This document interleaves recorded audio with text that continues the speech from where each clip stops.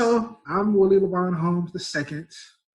I'm the Assistant Artistic Director of Author in Action, and I have an amazing guest today for this thing that I probably gonna call Author in Action: The Lost Files. I don't know. We're just kicking it. I don't know. Anyway, we have Dionna Michelle Daniel with us today. Hi, Dionna. Hey Willie, how are you? Hi. So Dionna came to Author in Action with Reach Ensemble, I believe. Mm-hmm. Yep. That was many moons ago. We're not gonna say how many because that will tell my age, and I don't want that. So Dionna, what exactly brought you to Author Action? That's a good question. I had a friend who was in authoring action. You may know them. Don't remember what their name was anymore, but there was a person, and I got my best friend at the time, Tony Jenkins, to join me. So we did it together. Our summer reach ensemble. Yes, Tony definitely already told the story, but just wanted to hear your side of things. So what was your experience like your first summer here in Author Action? Traumatic. No, I'm just kidding. I'm totally joking. But it was strange. It was like being 15 and we were all in this church writing together, and everybody had such different viewpoints of everything, life. Definitely like a hodgepodge of individuals, and just very, very eclectic group. That also was a super eclectic group. Like it was like me and Tony who were like totally wanted to be art kids, and then there was Maurice Shivers who wanted to rap, and who else was there? BJ. There was BJ. Oh shit, yeah, BJ. There's BJ, and then there was Alexis, Cecil, and those two girls who like stopped the show. Nicole and it starts with the like a G or something. Or Janie. Yup. Yes, it was an eclectic. Yes, that was a very interesting summer, to say the least. Do you have like a favorite memory from like that summer? If you can even remember back to the 1800s? I mean, I'm getting old. Dementia is settling in. Ooh, gosh. I can't, you know what? It's so hard. I just remember some of the discussions. I can't say it was a favorite discussion, but I just remember the discussions that year were pretty fire. They're pretty great. Yeah, it was definitely, because that was the year of, one, that was like my first year ever being a mentor, specifically. So that was very interesting to try to like mold young minds and like not ruin anybody's life. I don't know if I like. For you. Yeah, I don't know if I did. I don't know if I did it ruin anybody's life. I don't know. Please put in the comment section if I ruined your life. I apologize. I did not know what I was doing. I said a bunch of things. They sounded good at the time. Looking back, no clue. So if I ruined your life, please, I apologize. I mean, there was that one summer you almost killed me in your car. So, see, hold on. Edit that out. Edit that out. Take that out. Not intentionally, but the brakes went out in Willie's car, and I'm not gonna say that we both decided to drive because I'm not gonna be liable for that, but Willie definitely drove that car to Authoring Action. What happened? If we all tell the story, what happened was we were I was carpooling. We were carpooling because we wanted to save the environment. Um, I realized on the way there that my brakes did not work. But we were so committed to authentic action that we decided, you know what, we're going to keep going. We almost had a final destination moment with the long truck. But we made it. We made it. My grandpa came and got the truck, and it all ended well. We're both here, obviously, 2020. So that's the most important part. We made it safe and sound, and we're still alive somehow. Speaking of that, now we're in this whole pandemic. How has that been like for you? Wow. You know what? That is a good question because every week it changes. So it went from high stress situation, especially because like my parents are still in Winston-Salem and I'm on the West Coast in LA. So that's hard. It's hard at the beginning where you were just like hearing what was coming out of Italy and just so many deaths. And then who would have thought our country would end up being like the epicenter of the world for all of this. So that's been hard. I was furloughed from my job. So I had a lot of free time I think I was furloughed in April, like the beginning of April. And so I had April, May, June, now July, 4 months not working. Crazy, literally crazy. I mean, I think that's what we're always kind of like, oh, I don't want to go work. Like, I don't want to do this thing. And then when it comes, you're like, oh, what do I do with my life? Like, what? And especially because there's nothing else happening. So it's not like I can like really go hang out with people or I can't really like party,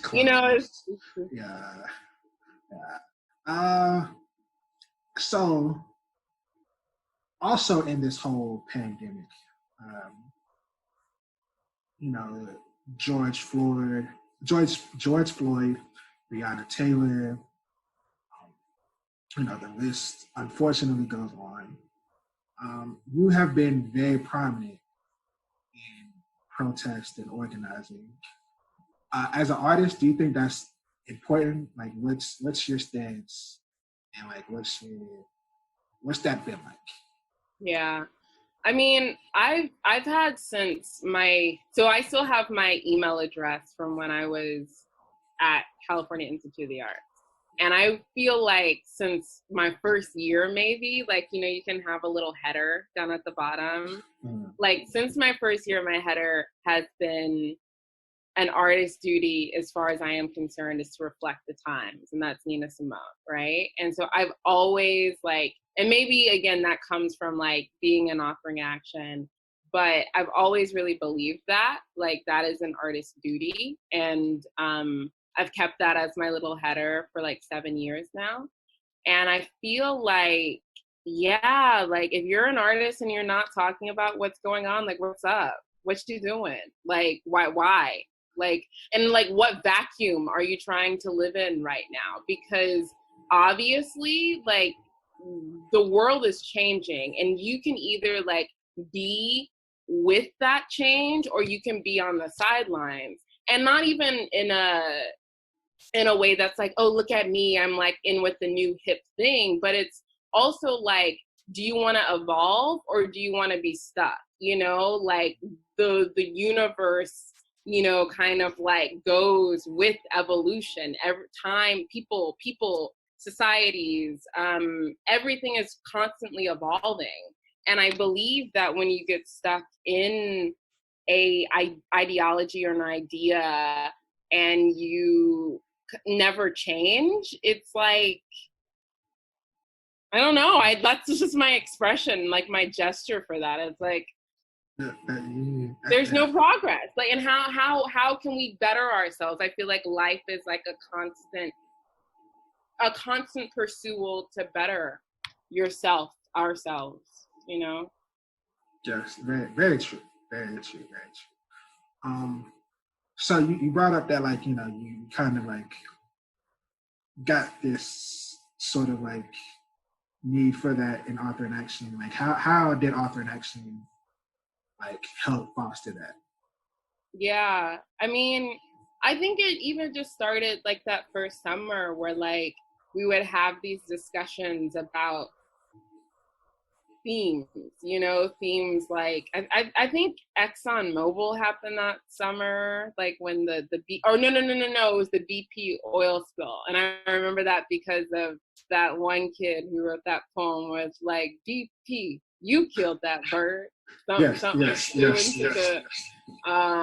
And so yeah, like it was like we had conversations on climate change, and I wrote that piece, She Weeps, and we were talking about education and the education school system. So we were having these big philosophical conversations and debates and discussions. And I think I've always kind of been that person who thinks a lot about that stuff, but never had an avenue to express in an artistic way those thoughts. And I feel like Author in Action has like laid the foundation so that now my art is about social change, about the things that are plaguing our nation, Yeah, I think that's like really beautiful. Like you definitely since you've been out of well, not out of Author in Action, because you're part of Reach, and then you graduated to being on staff, and now you're like a Renaissance author, which is what we're calling us. But now you're like in this like different area of artistry. You're a playwright now.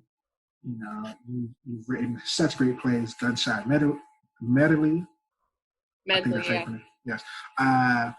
Second Line, which I love. Great. Thank you for being there. Thank you for supporting me. Of course. Tell me about writing those two plays. What was that like for you? Gunshot Medley in particular was really interesting. I was in my third year of CalArts, and there was a couple of things. Like it's so hard to say where that play came from, because there was a lot of different things happening at the time. But like I was in my third year, CalArts is an experimental theater school, so we were doing some weird stuff. Some real weird theater, some real like I just remember my first year there, where all the first year actors have to like what's it called, stage crew. You're doing stage crew stuff, and like my job was to fill up these like sandbag titties and like of like corn feed, and then during the show like someone was literally like they would like pop the like top off these things and like literally just like let corn feed come out. It was so strange. Yeah, so I went to that school, and I saw some good theater and I saw some really bad theater. And I was like, I don't want to do this. So I felt compelled to write a play that I could see myself in, that spoke to issues that I wanted to see. I wrote a play that I could sing in, because there is a character that just sings the entire time.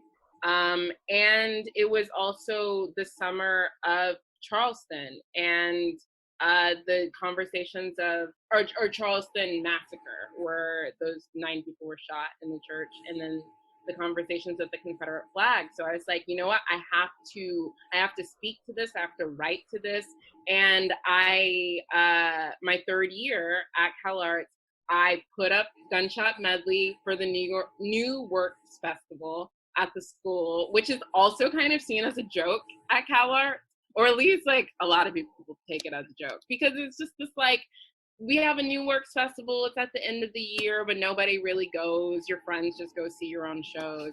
And I think it was the heart of the piece and the heart of the people I brought together to participate in the piece that it just like blew up like on campus. And so then it was like, where's this going? What are we doing? And from that, I was able to go to Scotland with the play. I was able to go to New York and have a reading for the play while I was still in my last year in college. So anyway, that was kind of, you asked me about writing the play. I didn't tell you about the book. This is all still great. Yeah, like let's talk. Yeah. So yeah, it was wild because also in authoring action, I was a writer, and I've always been a writer since authoring action or author. But while I was in school, I really was like, I'm an actress. I'm an actor. Like I'm just going to act and I'm perfecting my craft. And so then that brought writing really back into my life. And now I feel like I'm more of a playwright than I am an actor, And then second line was like great. So anyway, I've just been in LA since graduation, trying to escape this crazy city. But I've been here living in the city for about 3 years. And, it's crazy. I started working at the Fountain Theater in East Hollywood. That was my first job after I came back from Scotland. They hired me when I was in Scotland. So bizarre. It was such a, because it's funny because I was like, I'm not coming back to LA if I don't have a job. Like if I don't have a job, I'm not coming back to the city. Because how? I will be homeless. I will be living some very expensive city. Very, very. I've never been, but looks very expensive. It's so expensive. And I was like, New York is I feel like New York is a little bit more expensive, but LA is getting up there. I know plenty of people with couches in New York. So ramen is good. I know you're tempted to because I feel like with New York you got that grind and you're like, oh, I can just be poor, but it's nah, you can't be LA poor. You don't want to be LA poor. LA is too much spread out. You can't really it's very, very much different. Yes.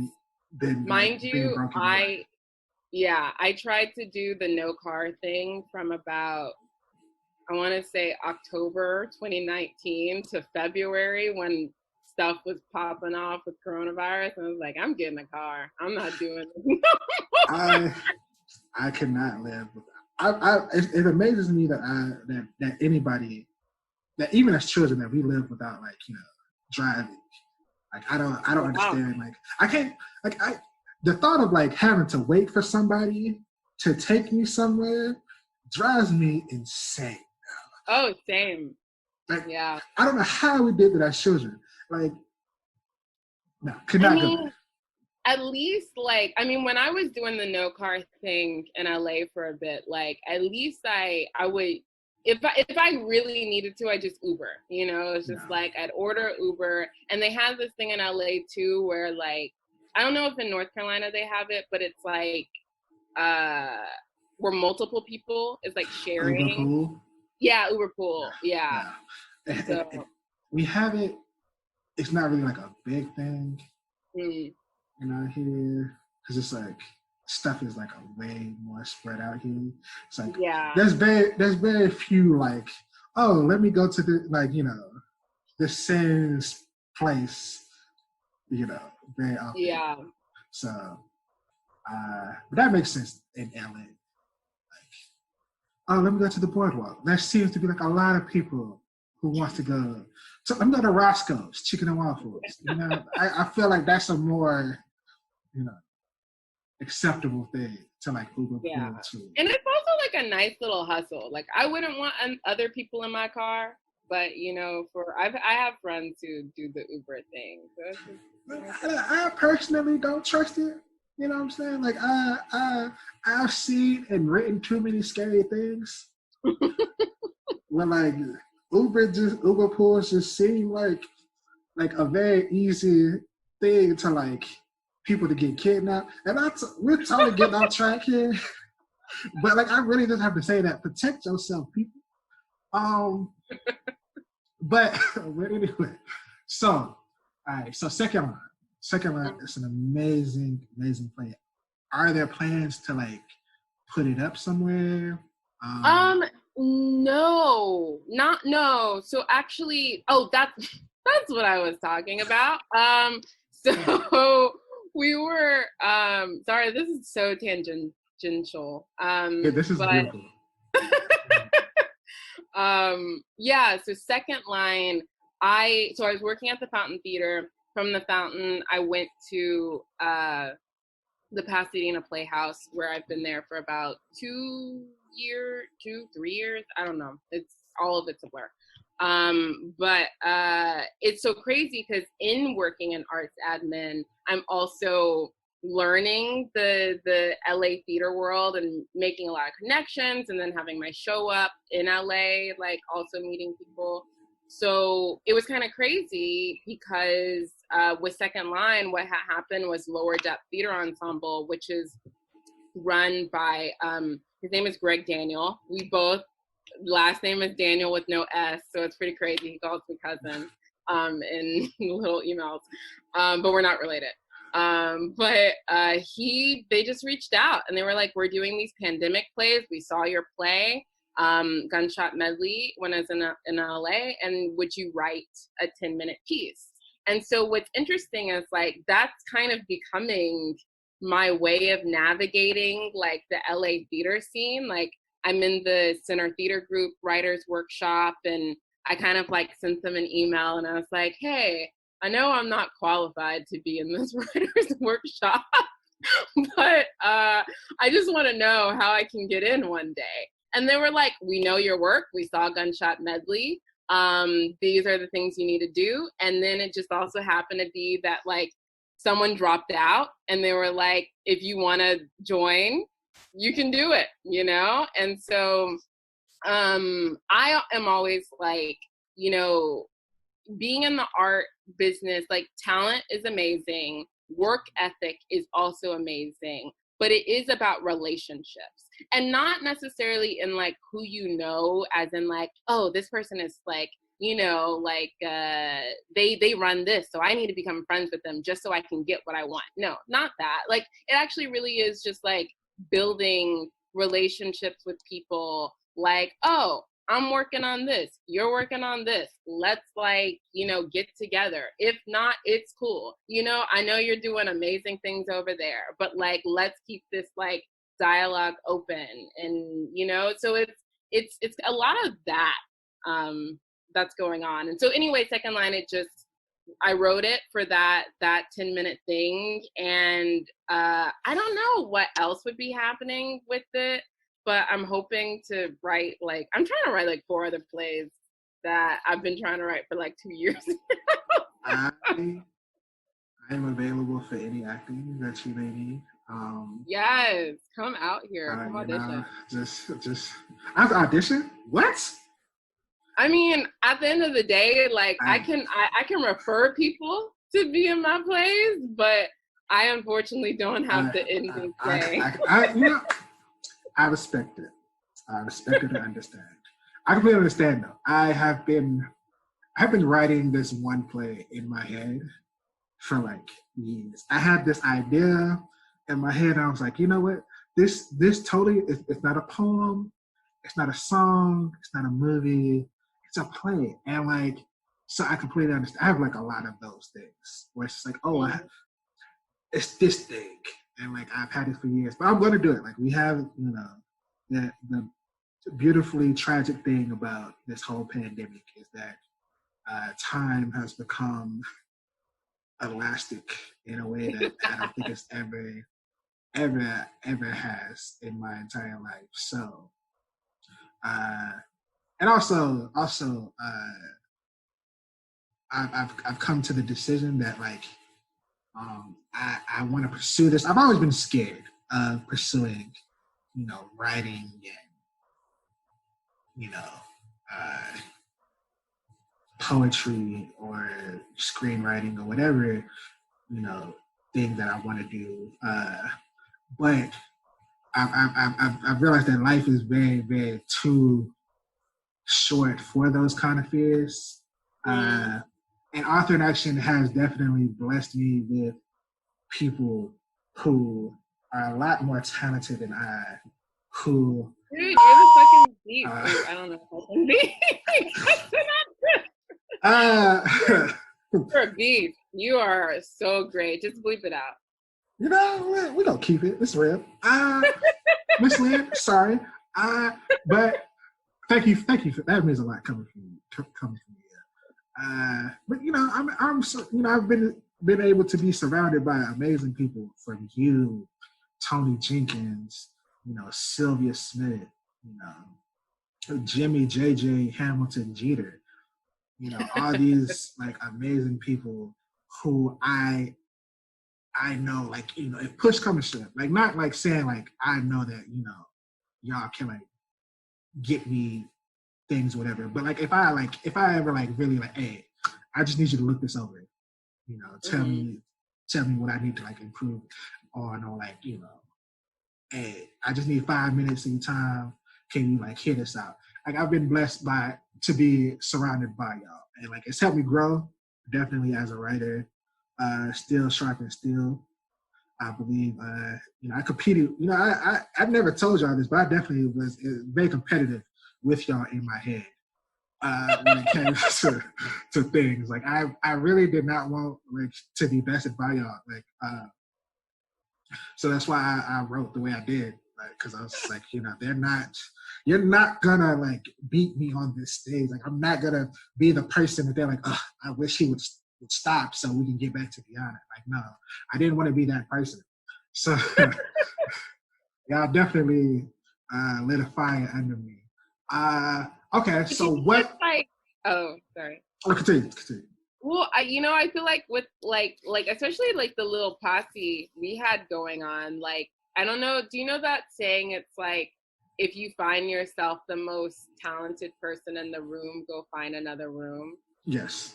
You know, and it was like, I always kind of felt like we were always like not, yes, also not one-upping each other, but always like trying to like, you know, like there was a drive to do better and be better. We definitely was very aware of each other and like what each other was capable of. I think that's like, and like we always had like a level of respect for each other. And I think that's like why we were always like close, because it was like, you know what, I see you. I see you and I respect you.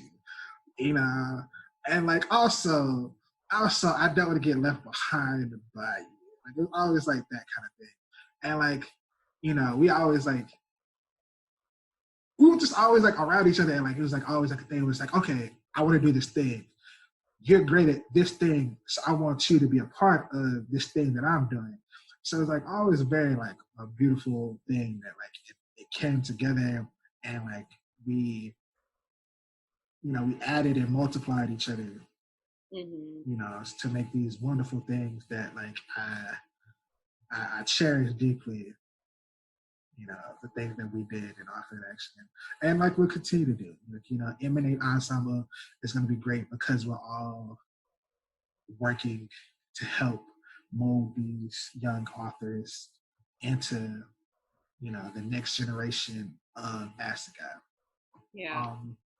So, you know, just like I'm just gonna give you some props right now, though, because at the end of the day, like, that song Letter will forever be one of the most beautiful songs ever.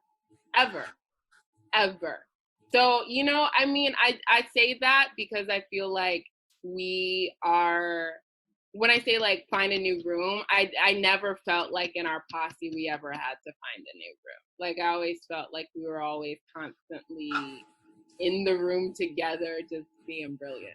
Oh yeah, and like what was beautiful, like we all kind of did the same thing. Like, we were all like, you know, all writers at the heart of it, but we all had our own lane in that same thing. So it was like very, so even though like I said, it was, you know, competitive, but it was also very like, you know, hey, you shine, but you don't block my shine, kind of thing. So thank you for that. Thank you.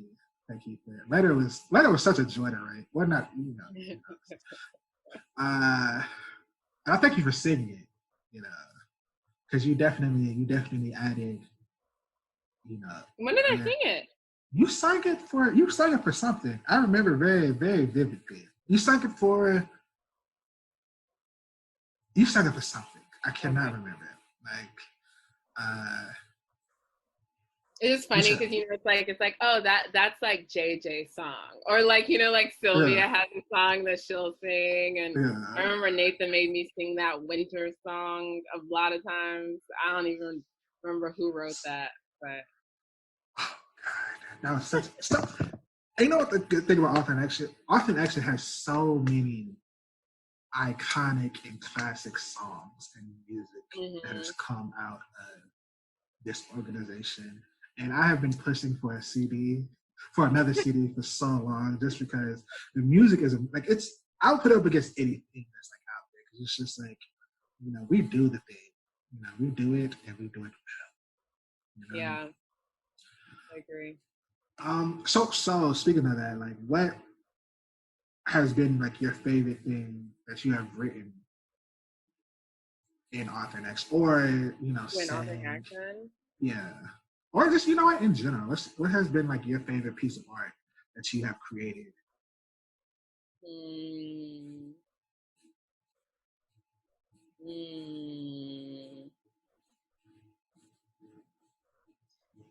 You know what? I mean, like, it sucks because I feel like Gunshot is my only full-length play that is finished.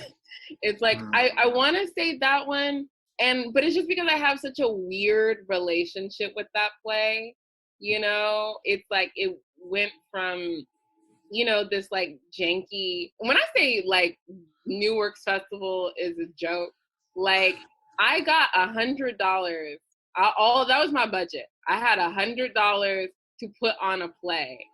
And I mean, like the students, we're all students. So it's like, it's not like I'm paying people for their time or anything like that. But in terms of like, and we're also at a school. So like, the costume shop, like as long as I get like a costume designer, they can go into the costume shop and get costumes, and the lighting designers, all they have to do is like go to the lighting rig and like pull stuff.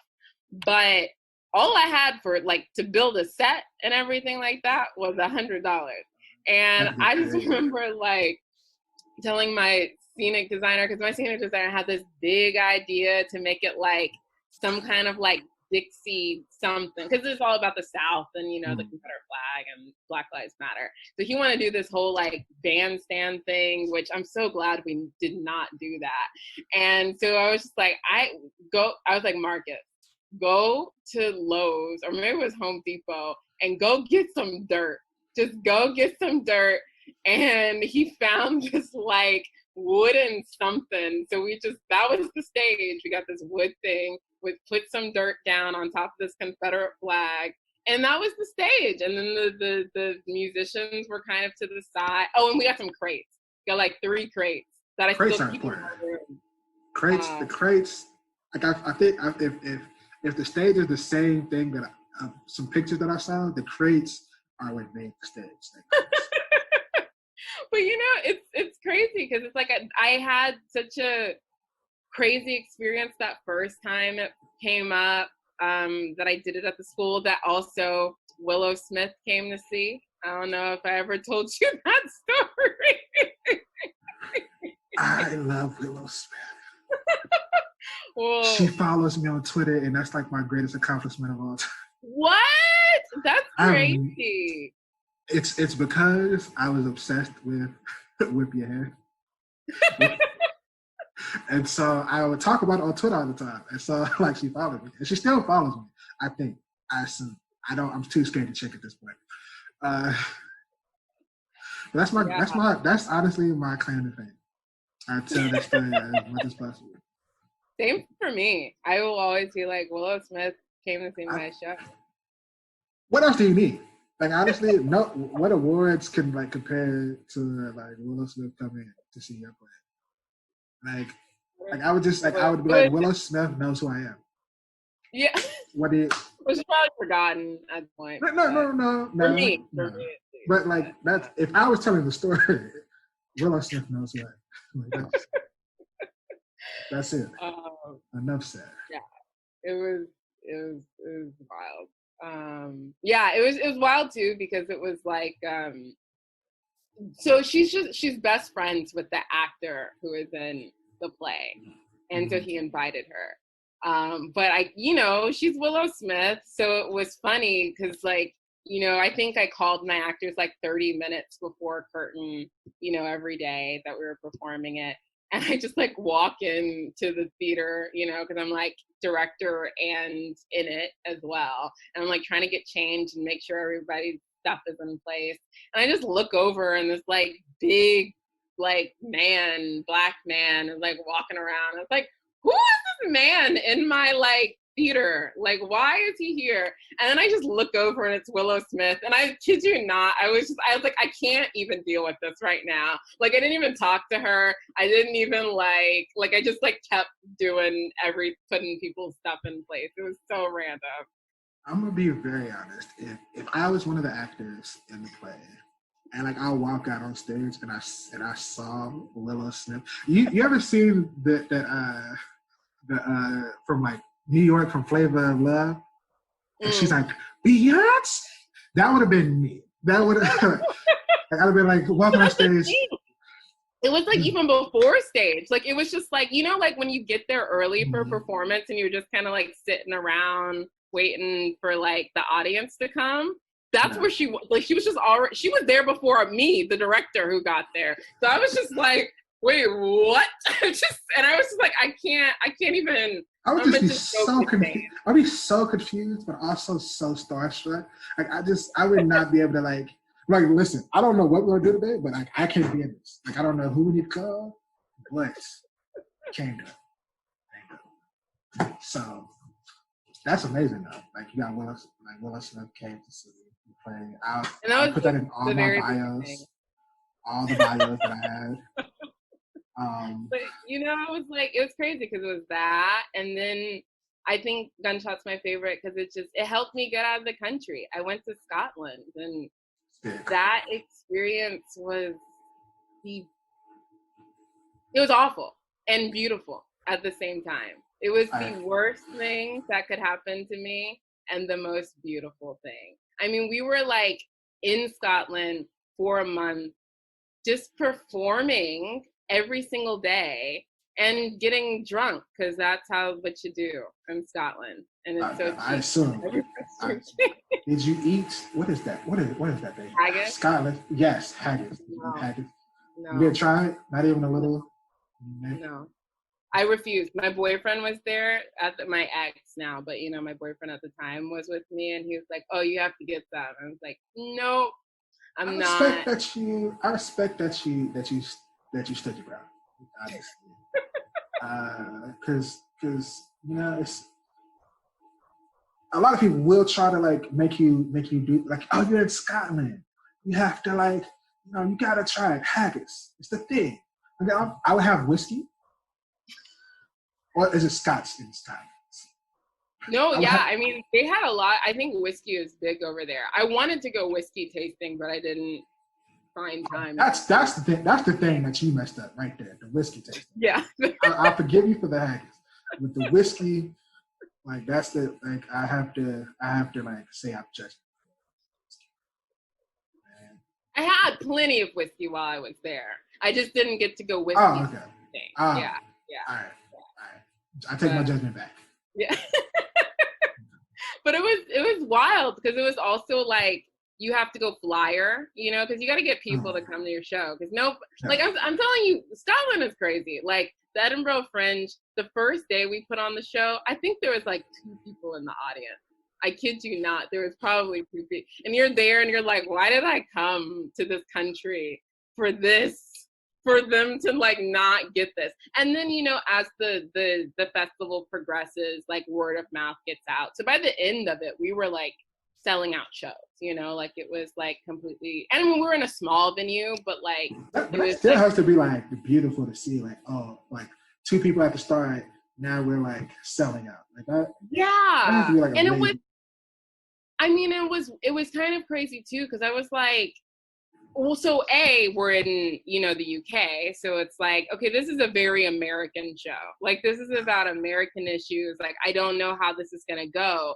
And then once you get to the festival, you're like, oh, it's not even just American, or it's not even just UK American. It's like people from everywhere. Like, there was a group from South Africa. There were people from Italy. There was like this beautiful dance piece I saw from Korea. It was like, it really is an international festival. And so for there to be such a great response from this international festival was like, oh wow, like people get this. People everywhere, get that Black Lives Matter, because that's what the play was about, and that ultimately now what we're seeing with like the protests, not only being in the United States, but being in France, in Germany, in Belgium, like it's everywhere, and they get it too. Yeah. I think that's so cool that you like got to experience that like that it did what it did, and continues to do. So off of that like success, not saying that Author Action is a step down or anything, but what brought you back this summer? Because you've been away from Author Action for like a little bit. So like, what made you come back 2020 Emanate Ensemble?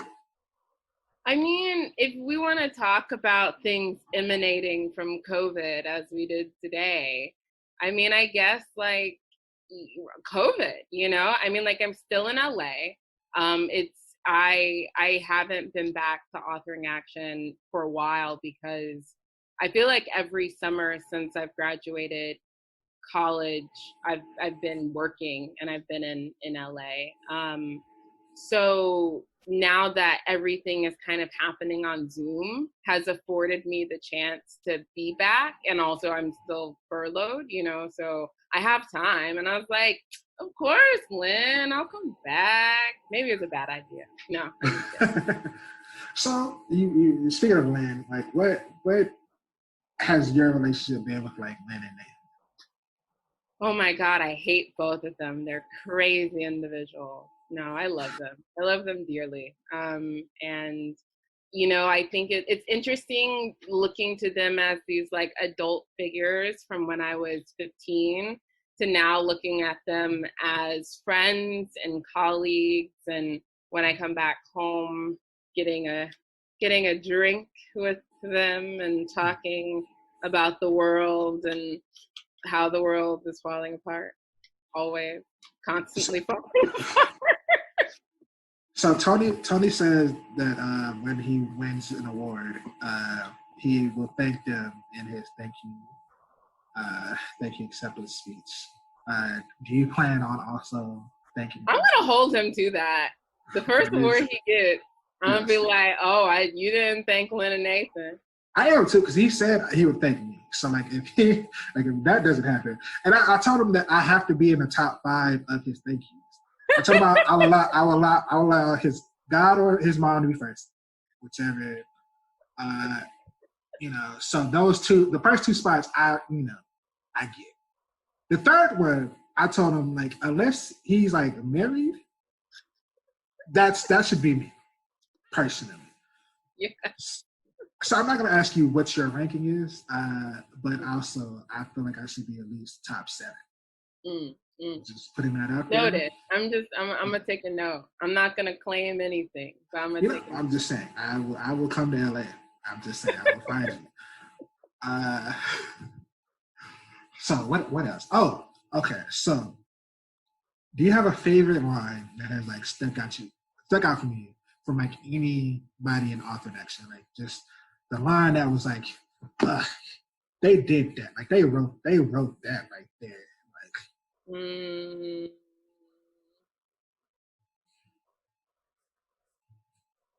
gonna go with Letter.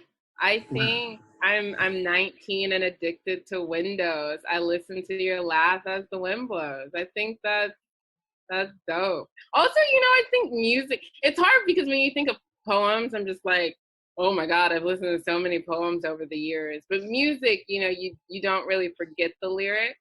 And I think that is the most memorable lyric for me. Thank you. I appreciate that. You know, one day I'm gonna have somebody record that so I can make some money off of it.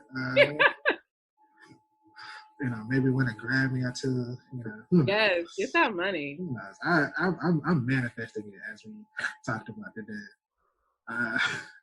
So, all right. So back to Emanate and Authentic Action.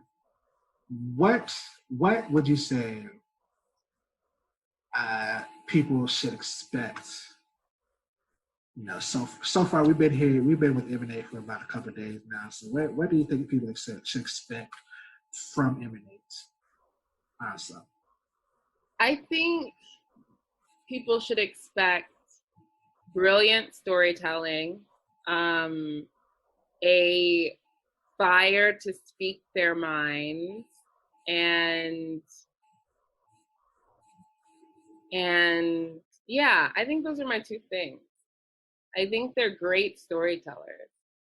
But again, that's what I can tell from 3 days of them. All right. I just want to thank you for doing this, with me.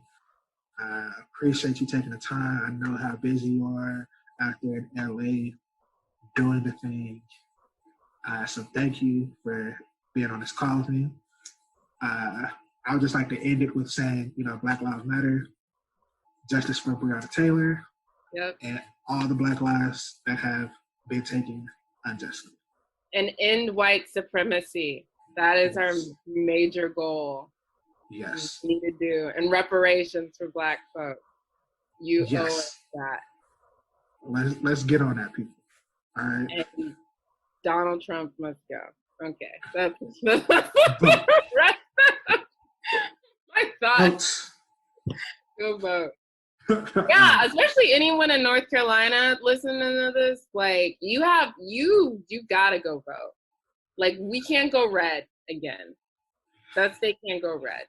You heard it here first on Authentic Action Radio, aka the Lost Files. Thank you.